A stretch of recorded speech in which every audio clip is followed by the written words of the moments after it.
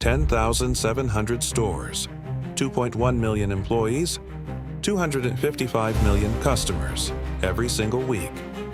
If Wal-Mart were a country, its $642 billion in revenue would make it the 25th largest economy on Earth. Bigger than Sweden, bigger than Norway, bigger than the UAE. This isn't the story of a nation. It's the story of a single store. One store in Rogers, Arkansas, population 5,700, that grew into the biggest retailer the world has ever seen. And it happened in 3 stages. First, a radical pricing idea that nobody believed in. Second, a supply chain so dominant it rewrote the rules of global commerce. Third, a store format so unstoppable it crushed every competitor in its path. But before all of that, there was just a man with a $5,000 loan and a sign where the font was whatever the local printer had lying around. Sam Walton was born in 1918, raised in the Great Depression. By 1945, he was 27 years old, fresh out of the Army, running a single Ben Franklin variety store in Newport, Arkansas, population 4,800.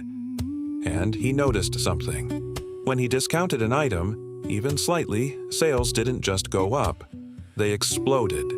He had one idea: sell more by selling for less. The Ben Franklin franchise owners rejected him flat. Their model was high markups, occasional sales, predictable margins. Walton's idea was the opposite: razor-thin margins on everything, all the time, and make it up in volume. They told him it would never work. So, on July 2nd, 1962, the same year the first Kmart opened, the same year Target launched, Sam Walton opened his own store. One store, $5,000 borrowed from his father-in-law. No marketing department, no brand strategy. He didn't even have money for a proper sign. The font was whatever the local printer had lying around. His first store was 16,000 square feet. For reference, a modern Walgreens is about 14,000. This was not impressive. Kmart's stores were 3 times bigger. But Walton wasn't interested in looking impressive. He was interested in one thing. By 1970, Wal-Mart had 38 stores across Arkansas and surrounding states. By 1980, 276 stores. Then 1990, 1,528 stores, and they had just become the #1 retailer in America. No one saw it coming. Walton's weapon was devastatingly simple. Everyday low prices, no sales, no gimmicks, no waiting for Black Friday. Walk in any day of the year, and the price is already as low as it gets. If a tube of Crest toothpaste cost $1.99 at Kmart, Wal-Mart sold it for $1.44. Every day, not as a promotion, as the price. But promising low prices is easy.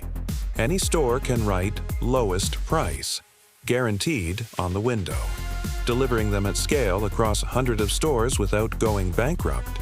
That required an obsession. Walton drove the same beat-up Ford pickup for years. He shared $5 motel rooms with colleagues on buying trips. His office in Bentonville, Arkansas, had linoleum floors and metal desks. The furniture you'd find in an elementary school principal's office, not the headquarters of a company doing billions. His philosophy was brutal in its simplicity. Every dollar the company wasted was a dollar it couldn't pass on to the customer. And every dollar his competitors spent on fancy offices, executive perks, and advertising was a dollar they had to add to their prices. It created a loop, a virtuous cycle. Lower costs meant lower prices. Lower prices brought more customers. More customers gave Wal-Mart the power to demand lower prices from suppliers. Those lower costs meant lower prices. And once that loop started spinning, nothing, and I mean nothing, could stop it. But there was still one massive problem, and it almost broke them. Wal-Mart's early strategy was counterintuitive brilliance. Ignore the cities. Ignore the suburbs. Target tiny, rural towns that the big players Kmart, Sears, Woolworths considered beneath them. Towns with 5,000 people, 10,000 people, captive audiences, zero, competition. If the only place to buy clothes, toys, and hardware within 30 miles was a Wal-Mart, guess where everyone shopped? But it created a logistical nightmare. How do you keep hundreds of stores stocked in towns scattered across hundreds of miles of rural America with no major highways, no central warehouses nearby, and still keep prices lower than everyone else? Every other retailer's answer, you can't. That's why they stayed in the cities. Walton's answer, build your own everything. In 1971, Wal-Mart opened its first distribution center. 390,000 square feet, it could serve 150 stores within a 250-mile radius. Then Camamore warehouses.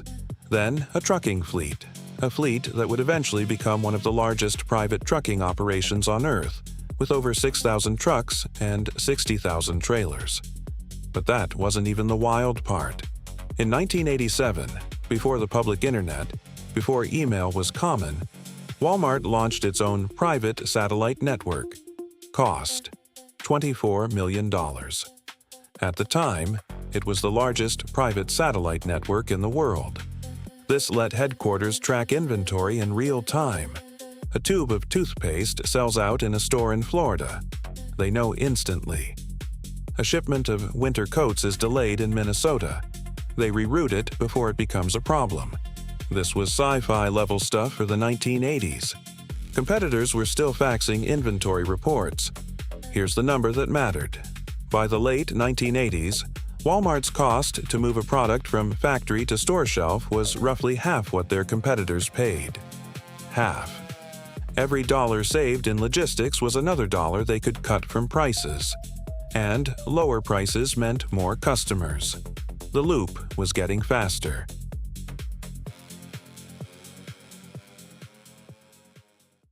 And then, in 1988, they made a move that would change retail forever. In 1988, Wal-Mart opened its first Supercenter in Washington, Missouri. This wasn't just a bigger store, it was a new species. A full grocery store and a full department store under one roof. 100,000 square feet. Buy a TV, new tires, a week's worth of groceries, and pick up a prescription all in one trip. One checkout. This was a direct attack on the grocery industry. Supermarkets had dominated American retail for 50 years. Kroger, Safeway, regional chains, these were institutions. They sold food.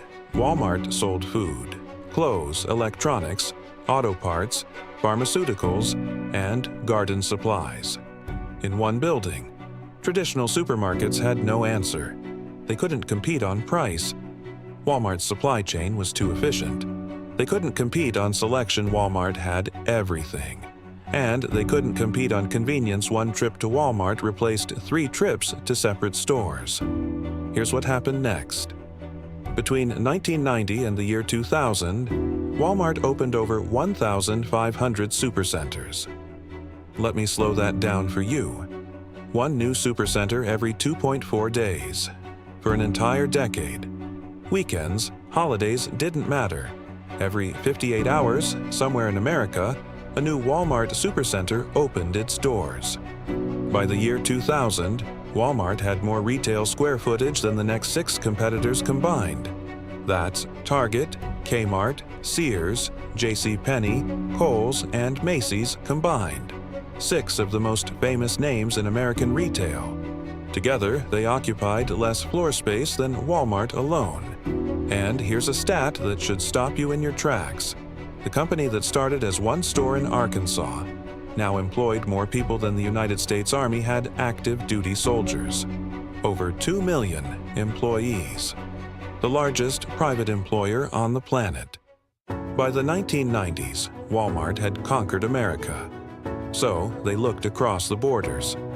In 1991, they opened their first international store, a Sam's Club in Mexico City, then Canada in 1994, then Brazil and Argentina in 1995. Then China in 1996. The United Kingdom, where they bought the supermarket chain Asda in 1999. Japan in 2002. Today, Wal-Mart operates in 24 countries. Over 5,000 of their 10,700 stores are international. But it wasn't all smooth. Germany. Wal-Mart entered in 1997, bought 21 stores, and spent 9 years losing money. German shoppers found the American-style greeters at the door bizarre and uncomfortable. German employees resisted the mandatory morning cheer, the Wal-Mart chant, which clashed with German workplace culture. Wal-Mart pulled out of Germany entirely in 2006, losing an estimated $1 billion. South Korea. Same story. Wal-Mart entered in 1998, couldn't adapt to Korean shopping habits, where consumers prefer smaller, frequent trips to local markets, so they sold all 16 stores in 2006. The lesson was clear. Wal-Mart's model was devastating, but it wasn't universal. When the culture didn't fit, even the world's biggest retailer could fail. But those were exceptions. In Mexico, Wal-Mart became the country's largest private employer.